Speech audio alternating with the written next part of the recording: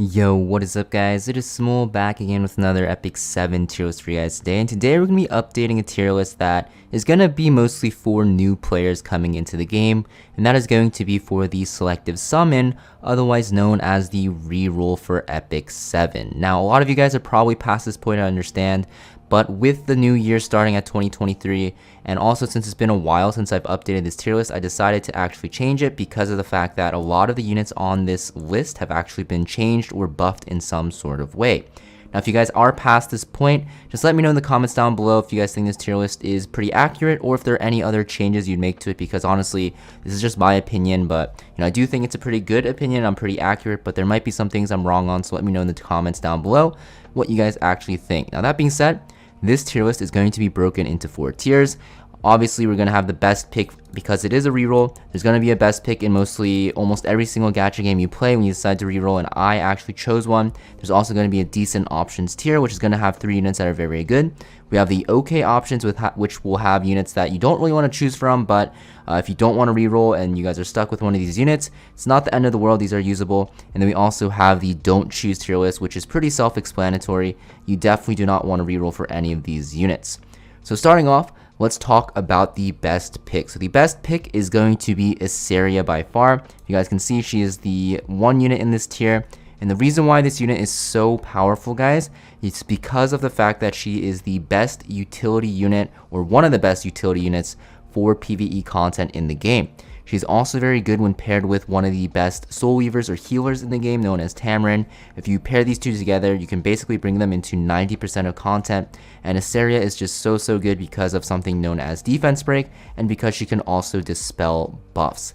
Now, at the beginning of the game, Isaria will definitely feel very weak, but once you play for a few weeks, you're going to realize how powerful she is, and you're going to regret not picking her from the Selective Summon because she does a lot for your team, and pretty much just bringing her into your team comp will make it so that you don't really need any other support damage dealing units, because she basically does everything you need in stripping buffs and also defense breaking. Next, looking at the decent options. We have 3 units here, left to right. We have Ravi here, we have Vildred, and then we have Destina. So starting with Ravi, guys, I personally think that Ravi is the second best choice. Now, this is probably a hot take because a lot of people seem to disagree with me on this, but I think Ravi is very good because of the fact that she's such a good jack of all trades. Now, she's not really specialized in a certain area of content, but for the most part in the early and mid game, you can slot her in as your tank or your frontline, and she can pretty much tank almost every area of content pretty easily, and she's very easy to gear for PvE because of the fact that she's just innately very bulky and does a lot of damage. She has a lot of self-sustain as well, so even if you only have one soul weaver or healer in your team comp, she will be able to survive pretty easily. Now, in late game PvE, you can actually use her. She's very good in an area of content called Ancient Inheritance. She's also very good in Golem 13. So for that reason, I think she's a pretty good option. And even in PvP, if you can draft her in the right scenario, she's pretty strong. So Ravi, guys, I think she's a very good choice. She's very good at adventure farming as well. If you need someone to carry you through adventure or the story mode, she's very good because she's so tanky, like I said, and has a lot of sustain. And she can pretty much solo most of the stages, especially in the early and mid game. Next, after Ravi, guys, we have Vildred. So Vildred is one of the main characters in Epic 7. A pretty tragic story if you look at the ending, but no spoilers. But Vildred, guys, very powerful unit. He has a lot of AoE damage to hit a lot of units, so he'll be very good at making your adventure runs very quick and swift. He's also very good late game in PvP as a cleaver, and he's also very powerful in Banshee if you want to run a normal Banshee team, or Azimnak. Now, Azimnak and Banshee you'll get into in the mid game and getting into the late game, but for the most part, Vildred will be only really good for the early game and into the mid game as well. Late game, you won't really use him in PvE that much, but for PvP, you'll start using him there if you decide to actually cleave. So yeah, Vildred, very good choice. I personally think Ravi is a little bit better because she requires less good gear, especially early on, and she has a lot of potential to actually solo carry your adventure mode and story mode team. But Vildred's still very good because he makes her runs very fast. Next on the list, we have the newly buffed Destina. So previously I had Destina actually in the don't choose tier, but she recently got buffed, and she's still, pretty decent in PvE. She is a soul weaver or a healer, so she can actually heal your team. But the main reason she's up here is because she's so powerful in PvP.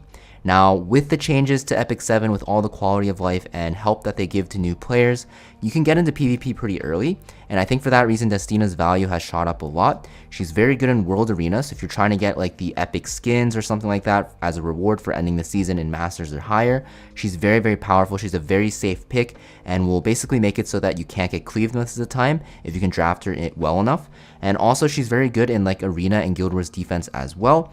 Especially in the early game when you fight newer players, they don't have enough damage to break through Soul Weavers, and Destina is one of those Soul Weavers, right? She has a revive, and she has a lot of healing built in. For that reason, I think Destina is also a decent option.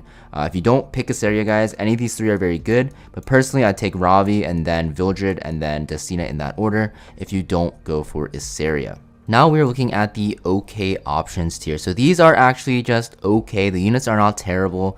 They're definitely like on the good side.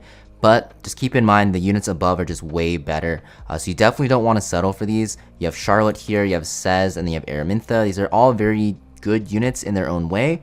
But the thing is, you know, there are just better units you can choose from. So Charlotte, guys, very good AoE damage dealer. The only thing is she's mostly going to be used for PvP content, so you won't really use her early on. And even in PvP, she's not that great right now in the current meta. So for that reason, she's okay, but definitely not worth pulling for. Sez, after his recent buffs, also okay in PvP. Very similar to Charlotte in that, you know, they fit the same role where they're mostly used in PvP, and they're just mediocre. But Sez is like okay in PvE as well. I'd say he can be used as like an AoE farmer and also for Wyvern, but that's kind of a stretch. Honestly, he's not really good there anymore, so for that reason I also have him in the okay options tier list. Just not worth pulling for either. Araminta, guys, I think Araminta, a lot of people sleep on her. Some people might even put her a little bit higher, but I think she's not that great. She has an AoE attack buff for your team, which is very, very beneficial in the early game. Attack buff is something on your checklist that you want to fill out when you're building your story mode or whatever adventure mode team for PvE, and she's very, very good at doing that because her attack buff is AoE. She also does a lot of AoE damage. The only problem is her damage is kind of low and she relies on burns, and burns in PvE, guys, are not that great because burns scale with a stat known as attack, and for PvE you don't really want to stack attack. You really want to stack critical hit chance and critical hit damage because that is your main source of damage for PvE. It's just way better to stack that for PvE content because of an artifact known as Daydream Joker, which will scale with your critical hit. So for that reason, she's also in the okay options tier list. Now after that, we're going to be looking at the don't choose options. So these just not good, right? So I can just like go left to right here very quickly. Ken just needs buffs, not really used anywhere. The only area of content you can use him in is Golem, but Ravi does the same thing but better, so no real reason to actually pick him. Balance is on. I used to have him as a decent option, but I kind of reconsidered and I think he's just not worth using because literally the only area of content you'll use him in is, you know, Golem, which there is a better option that's free, Bomb Model Kana, and also Earth Expedition, which is probably his best area of content, but you can also just use Bomb Model Kana, who can be used in Golem, Azamnak, and pretty much like anywhere you need AoE damage, and so it's not really worth picking him because he's super, super niche.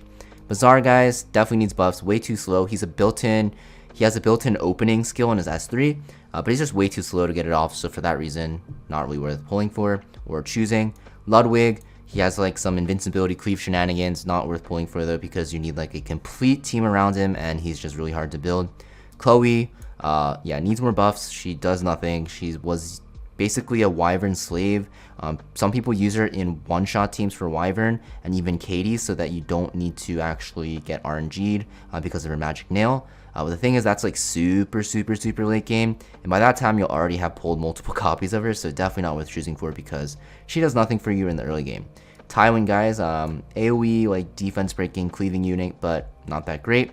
It's definitely worth skipping. Sigrid, honestly, would be the best pick, but she's free to play now. You can get her from the Hunt Challenge event or Hunt Expert Challenge. If you guys don't know how to access that, you just have to click your mailbox, and then you'll see the Hunt Expert Challenge in the event list, and basically, or click the event button on the lobby screen, I mean, and basically you get her for free just by doing the quest. Make sure you choose her first.